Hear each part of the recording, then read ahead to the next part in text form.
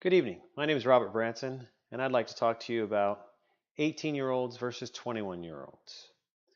At 18 years of age, I can legally get married without parental consent. I can join the military. I can apply for a credit card. I can serve on a jury. And of course, I can purchase tobacco and vote. But I can't drink, and I can't buy a handgun until I'm 21. There are a lot of factors that must be considered when looking at the statistics to determine if the age limits are appropriate. Just because there's a higher age limit placed on certain requirements doesn't mean it's better.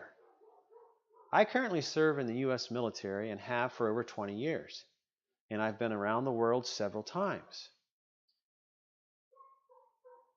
Experience the differences between the countries and the age limits that they set on certain things compared to the age limits that we set on certain things here in the United States.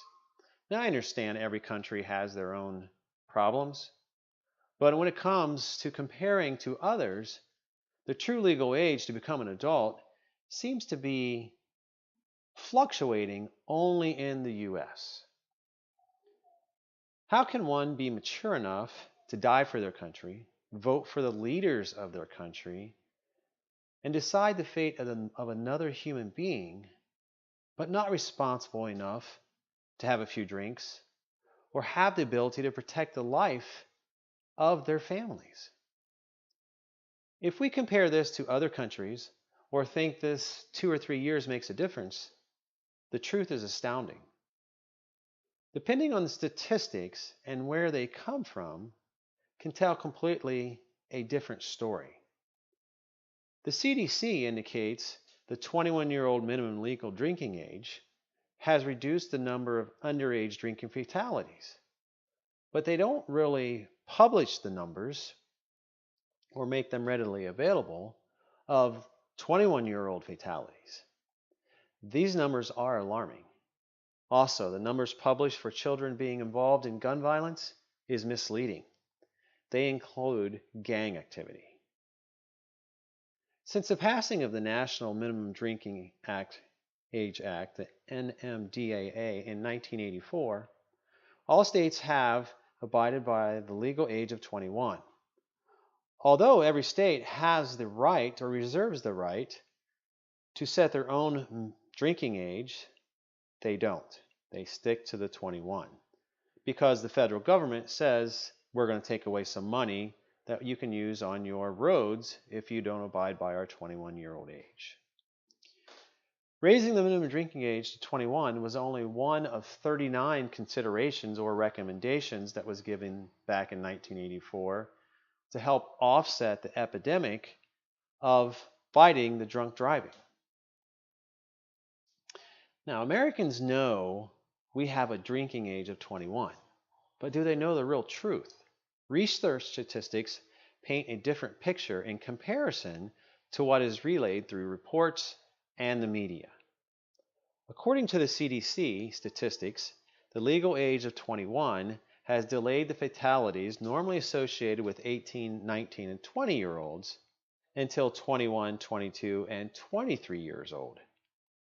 In 2002, the NHTSA, the National Highway Traffic Safety Administration, conducted a study in which it determined twice as many 21-year-olds died in alcohol-related traffic incidents as did 18-year-olds, and that 21-year-olds accounted for the largest number of alcohol-related accidents. Now, a decade before the NMDAA was passed, the rate of traffic fatalities in all age groups started to decline. There was approximately a 20% decrease in the teen fatality rate from 1969 to 1975, and statistically, there have been very little changes in alcohol-related traffic fatalities since 1992. So guns, let's talk a little bit about guns. Are guns really the problem? If you get logical about the argument, it's not the gun that does the killing, it's the bullet. Even so, for the bullet to be the culprit, it must be fired from the weapon that a person must shoot. It's not the age of the person firing the weapon, it's the intent behind it. So we can't really say it's the gun that is doing the killing, it's the person pulling the trigger that's doing the killing. In a report published by the CDC, there were 2,348 firearm-related homicides in 2016 for the ages of 1 to 20. However, to understand this and understand the entire big picture, you have to break that down into groups. 60% of the 2,348 homicides were gang-related. Now, less than 1% of that 2,348 were done on any type of a school campus, whether it's elementary, middle, high, college, university, it makes no difference. Less than 1%. The leading suicide cause of child death in 2016 was firearm related. But the second leading cause was suffocation. And the numbers are so close that it's mind-boggling. 1,373 from firearms, 1,350 from suffocation. It's not the age of the person, it's the lack of education. If the person is troubled, then they will do whatever it takes to gain the attention they are seeking. So, do the numbers really tell the story? There is an abundance of numbers published by various organizations, but they only publish the numbers that too often lean one way. To truly understand the underlying problem, all the numbers need to be accounted for. On the surface, it would appear the U.S. has a problem with guns and the killing of children. But the numbers suggest otherwise. In 2016, there were 52% more fatalities from motor vehicle accidents than there were from firearm-related accidents. And of course, if you look at the causes of death, firearms placed number 8 on the list at 1.6%. Poisoning and drowning are 2 and 3 respectively.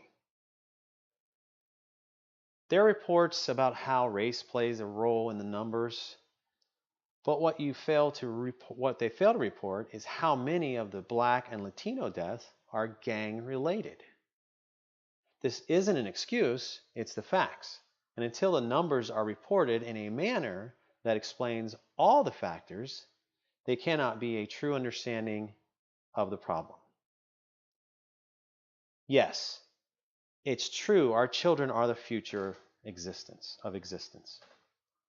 But there needs to be accountability for the actions taken by individuals, and we need to stop placing the blame where it doesn't belong. The quick assumptions people encounter today is wrong and should be held until the facts are all gathered. There needs to be more people uniting to research the problems and less political correctness to cloud the minds of impressionable young people. The blame is the age of a person. It's not the state of mind. 18 or 21, a person can still have a drink or own a gun. Whether it's legal or not, there's always ways to obtain anything. Underage kids will always be able to get alcohol, and the bad guys will always be able to obtain weapons.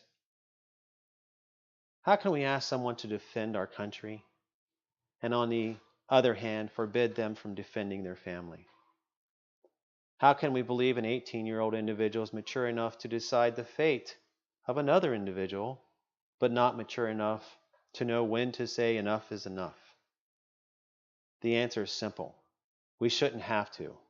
A person is either an adult all the way or not. Thank you and have a good evening.